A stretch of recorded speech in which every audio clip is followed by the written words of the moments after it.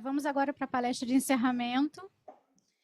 Moderação do professor Marcelo Mazola, palestra do desembargador Alexandre Câmara, falando sobre a formação dos precedentes e afetação de casos no âmbito da propriedade industrial. Por favor, Marcelo. Bom, pessoal, para a gente otimizar o evento, que a gente está aí 4 minutos, 5 minutos talvez atrasado, a respeito ao tempo de todo mundo, agradecer a presença, saudar colegas que vieram, enfim, aceitaram o convite para palestrar, da magistratura, Aurélio, Quintanilha, Rodrigo, doutor Ricardo Alberto, Câmara, Natasha, enfim, todo mundo que pôde doar seu tempo para essa interlocução sadia acadêmica, né? Bom, finalizar aqui o evento, palestra do desembargador Câmara, costumo dizer que ele é o professor dos professores, né? Sempre quando a gente tem, qualquer professor de processo civil, quando tem uma dúvida, recorre ao Câmara. Então ele sempre tem uma luz, um farol acadêmico, assim, bastante lúcido e ajuda muito. Professor Câmara, doutor pela PUC de Minas Gerais, mas nem precisa de apresentação, porque realmente ele é um ícone do processo, alegria muito grande ter ele como coordenador. E o tema que a gente escolheu aqui hoje, para essa palestra de encerramento, é a importância dos precedentes, né? A formação dos precedentes no âmbito da propriedade industrial, especificamente. Porque, de algum modo, e vocês que trabalham no contencioso devem acompanhar isso, talvez uma das maiores agonias para o advogado é quando o cliente pergunta, imagine uma situação que envolva indenização em casos de propriedade industrial. O cliente fala assim, o mero uso de uma marca registrada já gera o dever de indenizar ou não? Aí você responde para ele, depende. Depende, se cair no tribunal tal, é assim, o STJ tem alguns julgados favoráveis, mas não tem precedente vinculante, então, ou seja, não tem uma norma, não tem uma pauta de conduta, um padrão de comportamento definido. Ele pergunta, e para entrar com a ação, foro de competência? Ah, mas eu tenho pedido indenizatório, posso entrar na sede do meu domicílio porque é uma ação de reparação de dano? Depende também. Então, a área de propriedade industrial é uma área muito rica, com conflitos estratégicos muito importantes, mas são muito poucos precedentes vinculantes. E quanto menos precedentes vinculantes, maior o espaço de insegurança jurídica. A gente hoje convive num cenário que os precedentes, a ideia dos precedentes, o desembargador Câmara vai falar, é justamente que a gente possa ter um pouco mais de quê? De calculabilidade, de cognoscibilidade, de previsibilidade. Saber o que a gente pode, o que a gente não deve fazer, à luz da posição dos tribunais. E num ranking Brasil, por exemplo, de negócios, doing business, para os estrangeiros, de um modo geral, quanto menos segurança jurídica, menos investidores a gente atrai. Então, daí porque os precedentes, né, são importantes, muito importantes na nossa área. E aí, sem mais delongas, eu vou passar a palavra para o meu amigo desembargador Alexandre Câmara.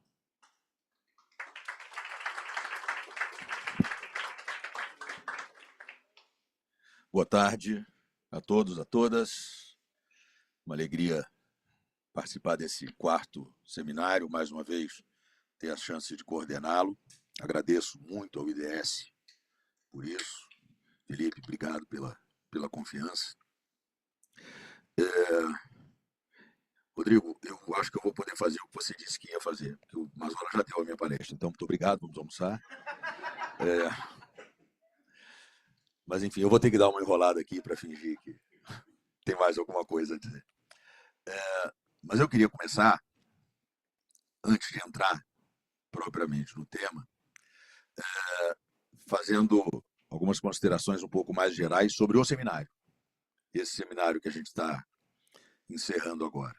Primeiro, para ressaltar como esse seminário tem se tornado importante, não só na interlocução entre a advocacia e magistratura, mas para uma reflexão acadêmica sobre essa interação entre a propriedade industrial e o direito processual civil. Já é o 4º ano que a gente faz, esse seminário começou em plena pandemia, e num momento que foi muito difícil para nós todos, e desde o primeiro a gente teve essa oportunidade de ter debates muito relevantes. Eu lembro do ministro Fux, no primeiro seminário, do saudoso ministro Paulo de Tarso Sanseverino, no segundo, junto com o ministro Moura Ribeiro, participando conosco.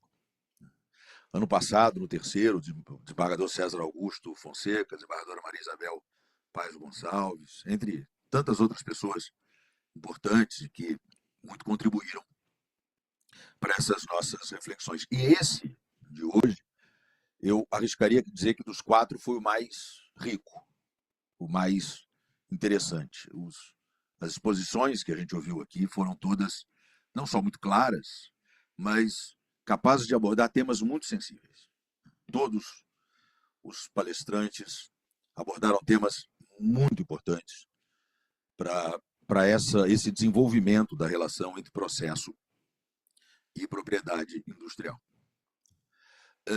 E um tema que toda hora volta é exatamente esse dos precedentes, de como a gente vai tentar, de alguma maneira, padronizar o modo de decidir certas questões, e aqui para nós, especialmente, o que diz respeito à propriedade industrial. Mas, claro, não só para isso. Né? Qual é o grande problema que a gente tem para enfrentar aqui quando se fala de Brasil? Segurança jurídica.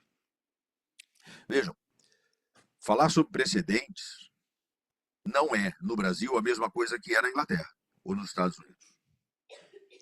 No Brasil, a gente fala de precedentes, e a gente fala de precedentes há relativamente pouco tempo. Há uma preocupação acadêmica, inclusive, com o estudo dos precedentes, que é relativamente recente no Brasil, porque nós temos um sério problema de segurança jurídica. Problema sério que o Mazzola aqui retratava, né, quando o cliente chega para o advogado e pergunta alguma coisa e a resposta é depende. Né? Eu advoguei 20 anos antes de ingressar na magistratura e eu cheguei ao ponto de, com um cliente, digamos, excessivamente insistente em querer saber quais eram as chances dele num determinado caso, de sugerir que ele consultasse uma cartomante. Porque eu dizia, ela certamente terá mais chances de te dizer com alguma segurança o que vai acontecer. Eu não tenho. Porque não há segurança jurídica onde não haja previsibilidade e não há segurança jurídica onde não haja estabilidade. Isso vale para tudo, inclusive para as decisões judiciais. No Brasil, nós nunca tivemos previsibilidade e nós nunca tivemos estabilidade.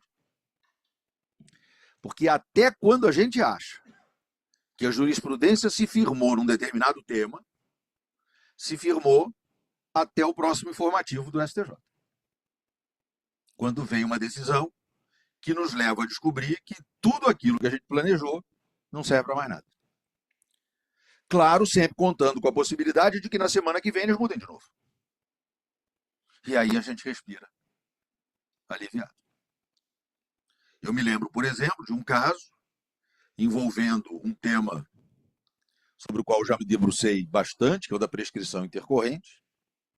O STJ tinha uma jurisprudência muito pacífica, ao tempo do CPC de 73, que ele herdou do Supremo Tribunal Federal, do tempo em que, antes da Constituição de 88, era o Supremo que examinava essa matéria, dizendo que não havia prescrição intercorrente na execução de particulares, por falta de previsão legal.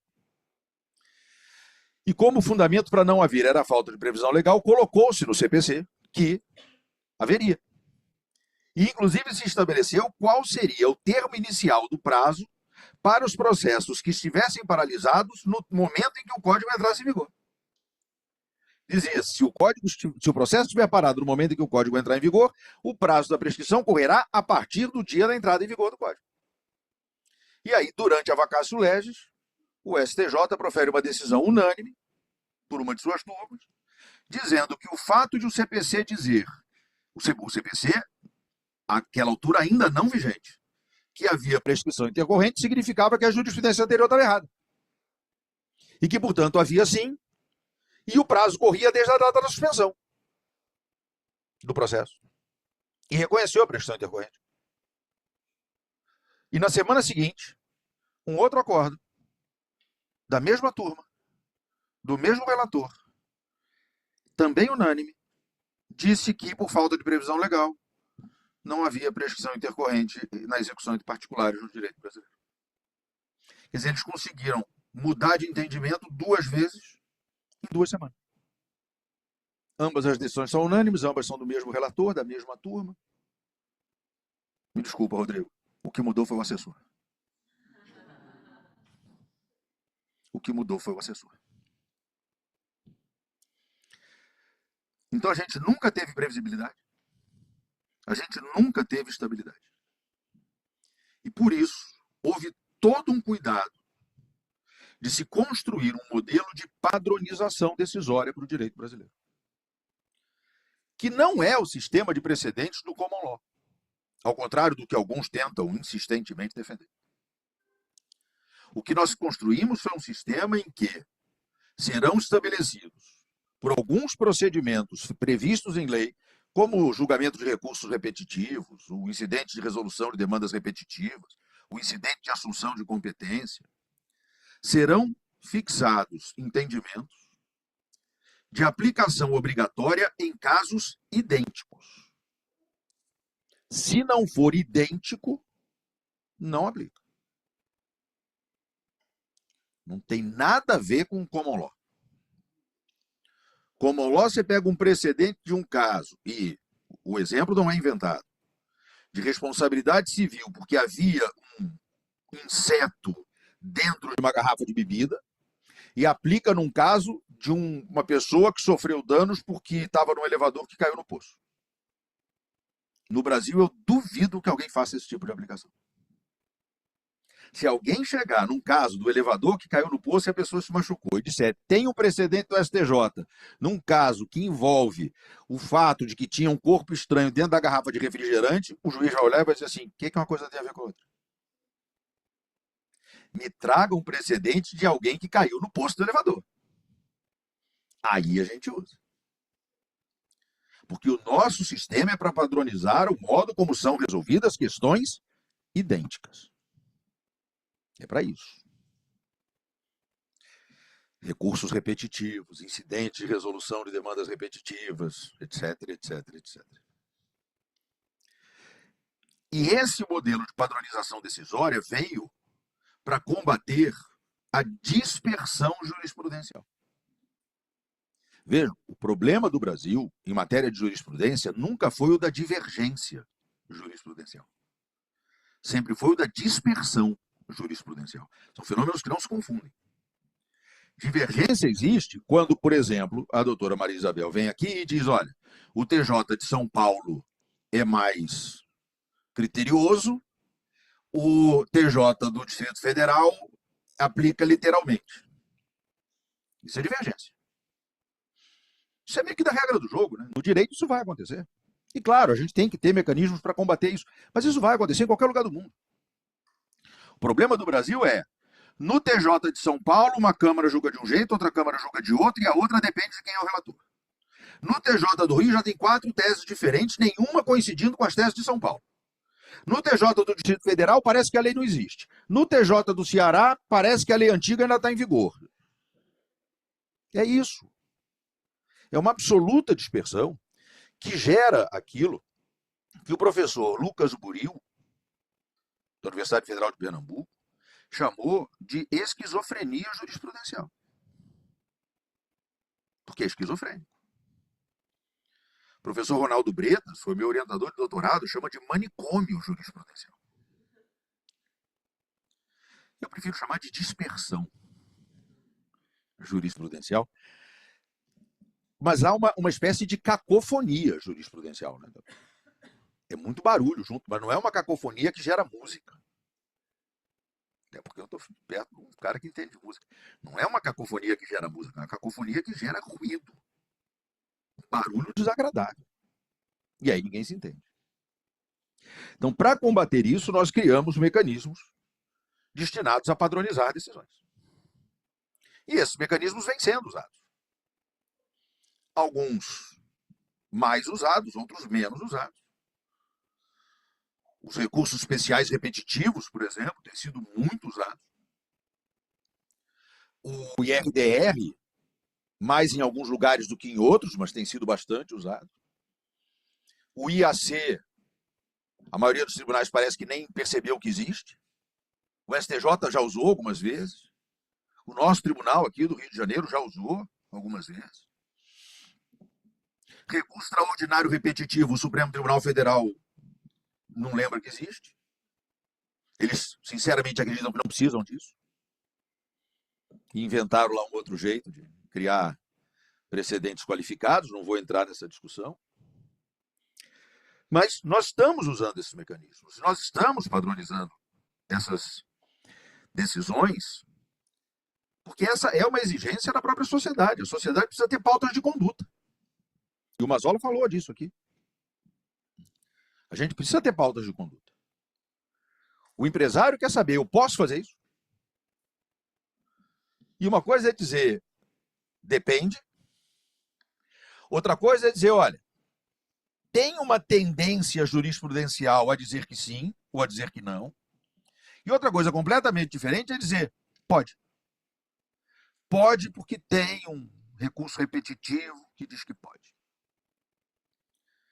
E até por isso a gente precisa entender que, havendo um padrão decisório já fixado, seja ele um enunciado de súmula, seja ele um acórdão dotado de eficácia vinculante, eventual mudança de entendimento precisará, como regra, ter os seus efeitos modulados. A modulação de efeitos, na mudança de jurisprudência, na superação de precedentes ou de padrões decisórios previamente estabelecidos, a modulação não pode ser exceção, ela tem que ser regra. Porque se ela for exceção, ela joga no lixo toda a ideia de estabilidade que a gente tentou construir. Então é claro que pode haver uma superação de entendimento, desde que se diga, olha, a gente está superando de forma que de agora em diante vai ser assim. Mas quem fez do jeito antigo, a gente vai proteger. Por uma questão de boa-fé. De uma legítima confiança numa pauta de conduta que o próprio Poder Judiciário estabeleceu. Então a modulação tem que ser regra e não exceção. É claro que em alguns casos não vai fazer sentido modular.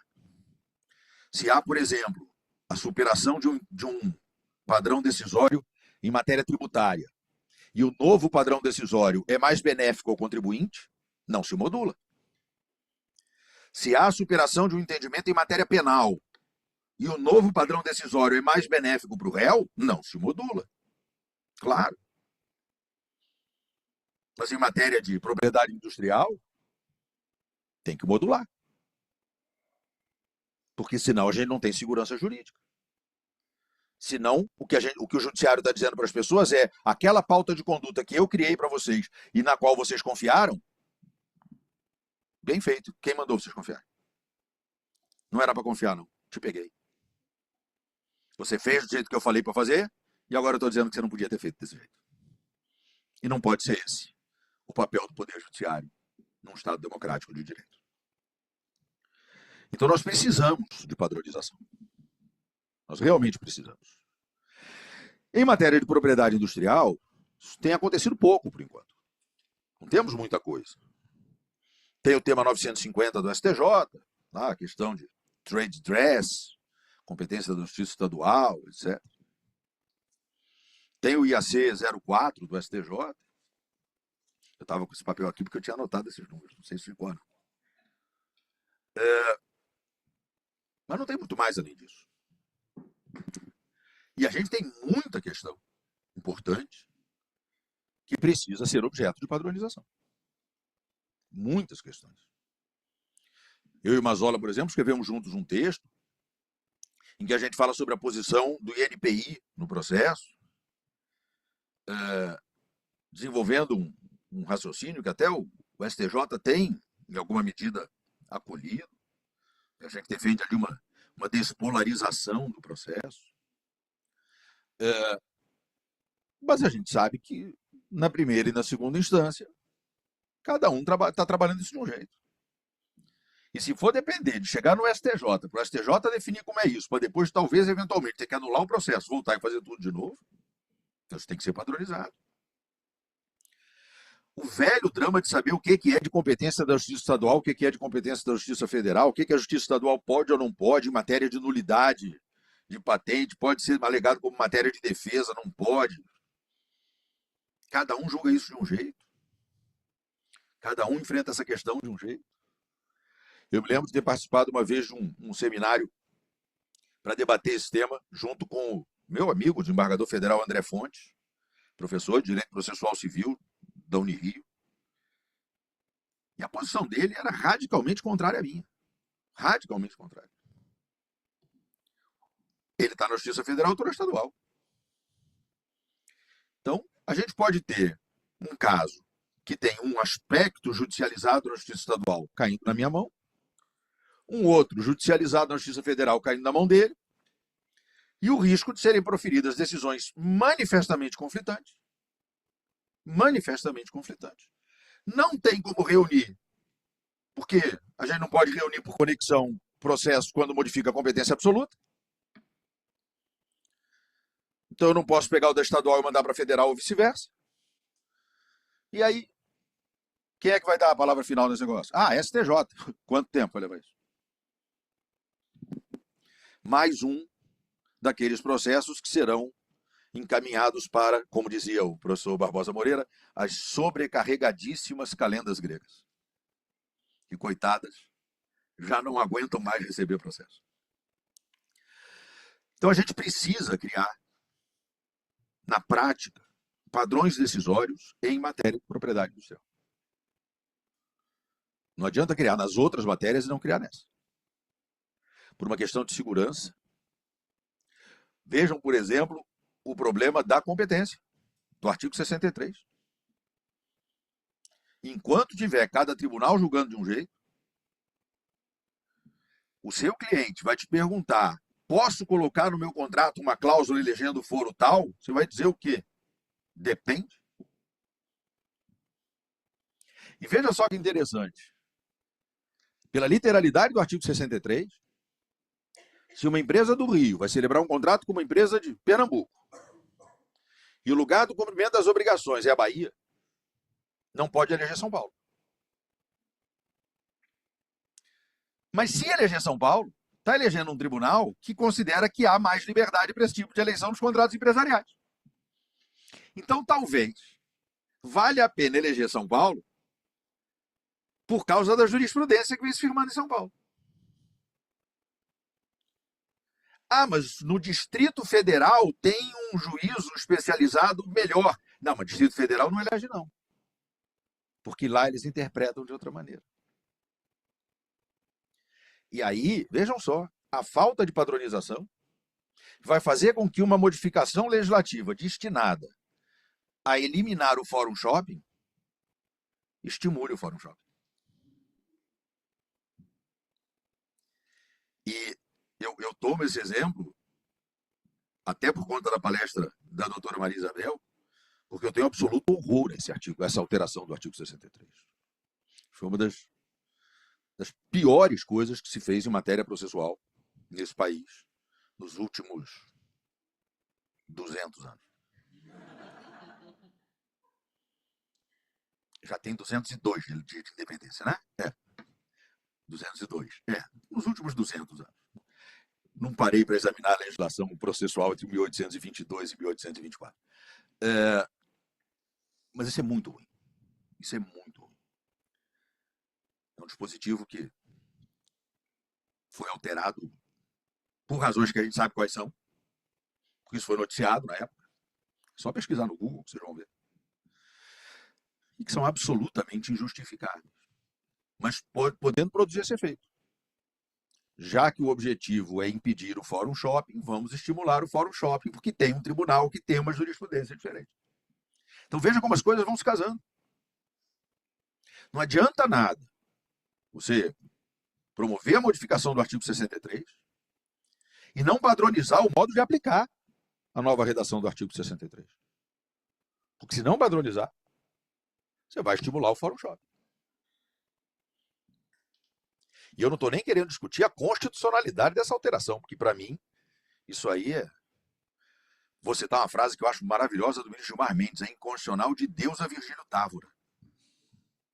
Para quem não entendeu a referência, é que a nossa Constituição começa com um preâmbulo que diz sob a proteção de Deus, e termina com a assinatura dos constituintes, e o último foi o deputado Virgílio Távora.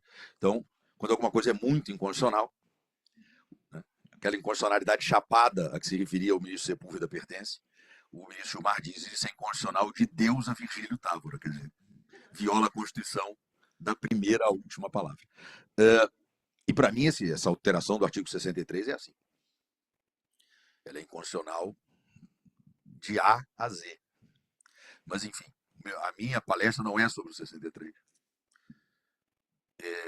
Que, aliás, foi esplendidamente explicado aqui. Mas sobre essa necessidade da gente padronizar. Porque se a gente não padronizar, a gente não vai ter segurança jurídica. E aí, para encerrar, porque eu já estou perigosamente disputando com o almoço,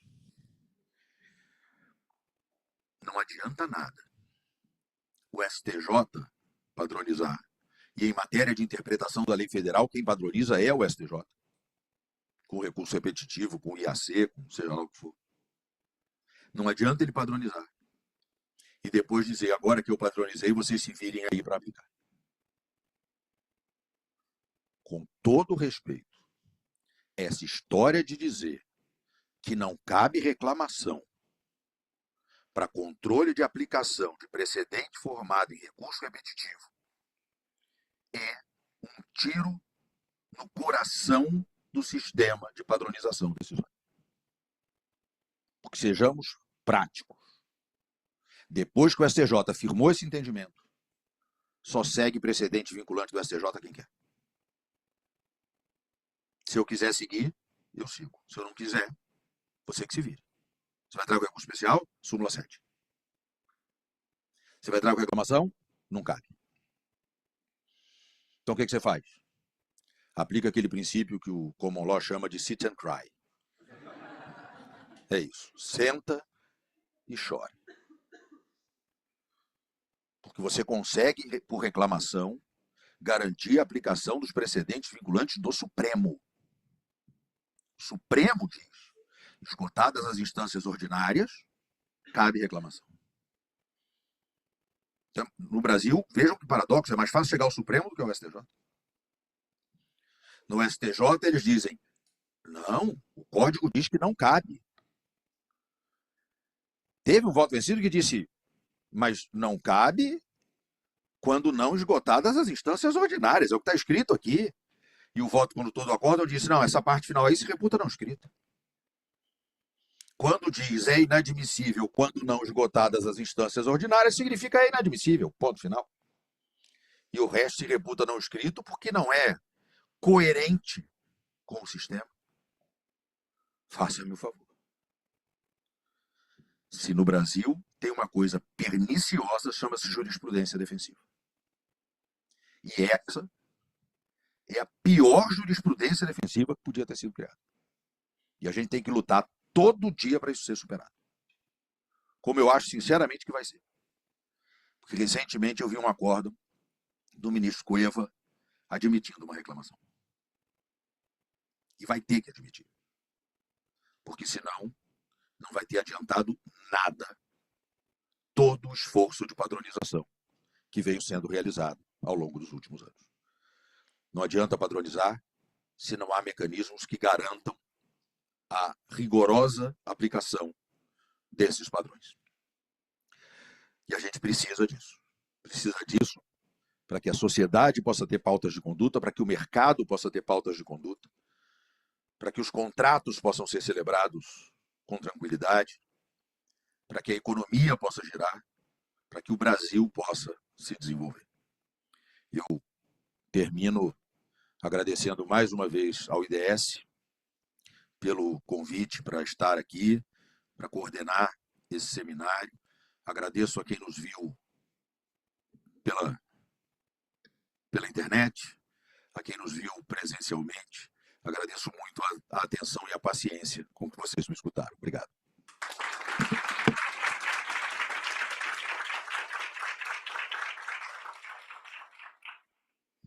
Bom, pessoal, só 2 comentários rápidos antes da gente encerrar. Agradecer ao IDS, eu faço na pessoa do Felipe, agradecer a todos os conselheiros do escritório, eu faço na pessoa do Joaquim, que realmente calendarizaram esse evento, né, 4º ano, como o professor Alexandre Câmara falou, uma audiência agora a gente chegou a quase 300 pessoas, então realmente é gratificante. E endossar um pouco as palavras do Câmara, né, a gente costuma brincar dizendo que hoje no Brasil existem 3 códigos de processo civil. O Código de Processo Civil que foi aprovado, o código que a gente gostaria que fosse e o código do STJ. Né? Então é muito difícil conviver com essas inconstâncias. Sobre o 63, que a Maria Isabel realmente proferiu uma palestra brilhante, né, do foro de eleição, na prática eles tiraram a eleição do foro de eleição. Né? Quer dizer, a autonomia da vontade foi para o espaço. E fechando com a palestra aqui do nosso amigo desembargador Câmara, eu fico pensando assim, existem muitas questões, muitas, que são simples, não são tão complexas de serem pacificadas. Eu vou dar um exemplo só, o Tribunal de São Paulo faz isso sistematicamente. Você entra com uma ação, por exemplo, de infração de marca ou violação de trade dress e dá um valor da causa aleatório. Você não sabe o valor da indenização ainda, porque você vai mensurar o dano na fase de liquidação. Né? E o código permite esse pedido ilíquido. Ele vem e o juiz fala, emende-se para adequar o valor da causa. Tá, mas para quanto? Não, tem que colocar um valor compatível com a indenização. Qual o valor da indenização? Eu não sei o valor da indenização. E essa briga vai escalonando até ponto de gerar agravo de instrumento. Então, antes do processo começar, já tem litígio. Porque não se tem uma regra dizendo, em ações de propriedade industrial, o valor da causa, quando não for conhecida a indenização, pode ser fixado de forma aleatória, ou enfim, de modo simbólico, algo do tipo. Né? A gente tem isso, acontece com frequência. Essa regra que o professor Alexandre Câmara falou, da nulidade de patente com matéria de defesa, a LPI vai fazer 30 anos. 30 anos. Até hoje não se sabe e que modo pode se alegar a nulidade da patente com matéria de defesa na ação de infração. Existem, você pega o STJ, tem decisões para ambos os lados. Não tem uma coerência. Isso é perigoso, assim. A gente não consegue dar uma orientação para o cliente. Você pega um assunto de marca, direito de precedência, aquela empresa que já usava a marca anteriormente, tem decisões dizendo que esse direito só pode ser alegado judicialmente se tivesse sido alegado no âmbito do NPI. Tem decisões, a qual a Dananci dizendo não, pode ser alegado diretamente no juízo. Quer dizer, como é que você explica isso para o cliente? O cliente pergunta, posso alegar meu direito de precedência? Não, não sei, porque o STJ diz que pode ir direto, mas o NPI diz que tem que ser primeiro na esfera administrativa. A gente poderia perder horas aqui falando de diversos temas que, se realmente não forem, ao menos, provocados para serem pacificados ou sedimentados, a gente vai continuar convivendo com essa insegurança jurídica. Bom, eram essas minhas reflexões e considerações. Agradecer mais uma vez, desejar uma boa tarde a todo mundo e parabenizar de novo os palestrantes e o IDS pela iniciativa. Muito obrigado.